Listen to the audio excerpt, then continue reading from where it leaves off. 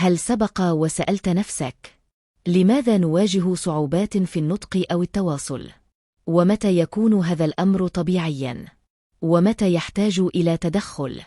أهلاً وسهلاً بكم في هذه القناة.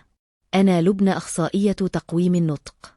أدعوكم لمتابعة هذا الفيديو حتى النهاية، لأن فيه معلومات مهمة قد تفيدكم. خلال مسار تقويم النطق، يطرح الآباء والأمهات سؤالاً مهماً يتكرر كثيراً: هل يتقدم الطفل فعلاً؟ وكيف يمكننا أن نعرف أن المسار في الطريق الصحيح؟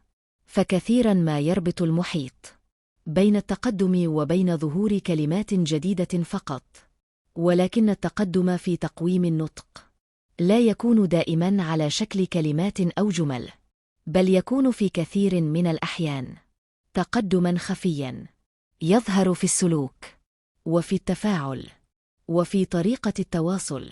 من المهم أن نغير نظرتنا من هل تكلم إلى كيف أصبح يتواصل. فالتقدم قد يظهر أولاً في زيادة التواصل البصري، عندما يصبح الطفل ينظر أكثر ويشارك النظر ويثبت عينيه أثناء التفاعل. هذه خطوة أساسية تسبق اللغة اللفظية. ومن علامات التقدم أيضاً زيادة المحاولات.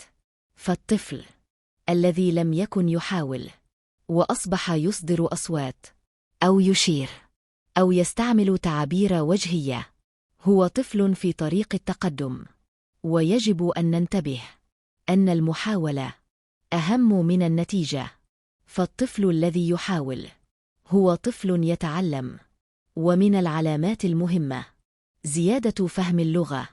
عندما يصبح الطفل يفهم التعليمات البسيطة أكثر من قبل، ويبدي رد فعل أسرع، ويتفاعل مع ما يقال له، فهذا تقدم حقيقي حتى إن لم يظهر الكلام بعد. ومن المؤشرات أيضاً تغير سلوك الطفل، فقد يصبح أهدأ، أقل غضباً، أو أقل لجوءاً إلى البكاء، لأنه أصبح يجد طرقاً أخرى للتعبير. وهذا يدل على أن التواصل بدأ يأخذ مكانه. ومن النقاط التي يغفل عنها كثيرون أن التقدم لا يكون خطياً دائماً، فقد يتقدم الطفل ثم يتوقف فترة أو يتراجع قليلاً، وهذا لا يعني فشل العلاج، بل هو جزء طبيعي من مسار التعلم. ومن المهم أن ننظر إلى الصورة الكلية، ولا نقيم التقدم من خلال يوم أو أسبوع واحد.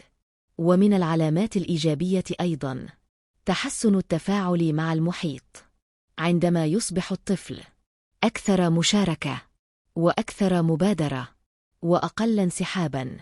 ومن المهم أن يكون التقييم مبنياً على الملاحظة المستمرة، سواء من الأسرة أو من طرف أخصائية تقويم النطق.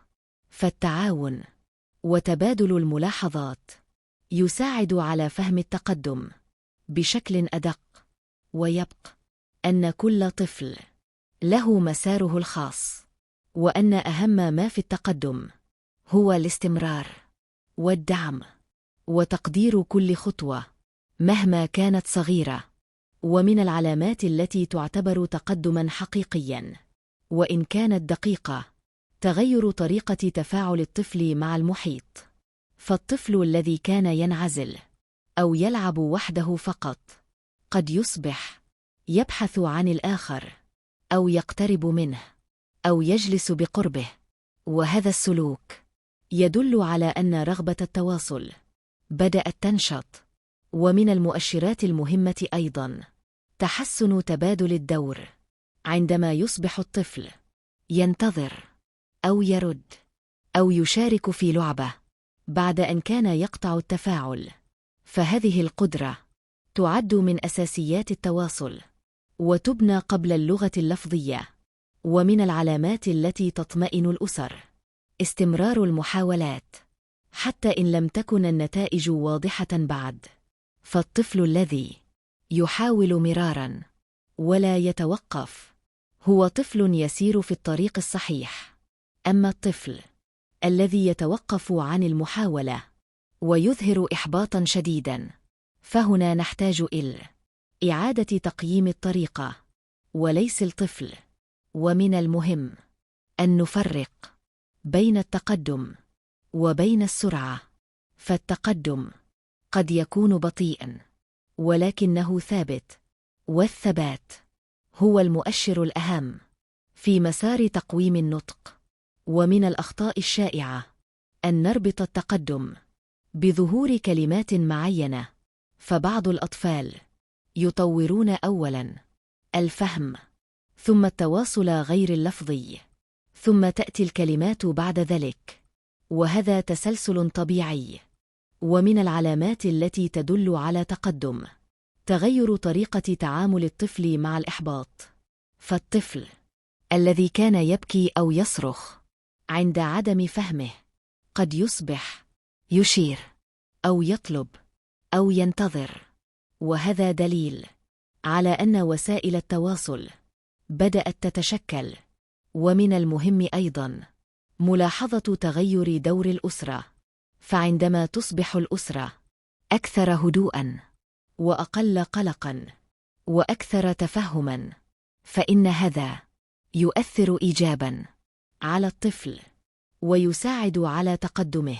فالتقدم لا يحدث في الطفل وحده بل في البيئة كلها. ومن العلامات المهمة أن تصبح الأسرة قادرة على فهم طفلها أكثر وتفسير سلوكه بشكل أدق، وهذا في حد ذاته تقدم كبير. ومن المهم أن نؤكد أن التقدم لا يقاس بيوم ولا بأسبوع، بل يقاس بمسار وبتغير تدريجي في طريقة التواصل. وكلما كان التقييم مبنياً على الملاحظة وعلى التعاون بين الأسرة وأخصائية تقويم النطق، كلما كان فهم التقدم أكثر دقة وأكثر واقعية.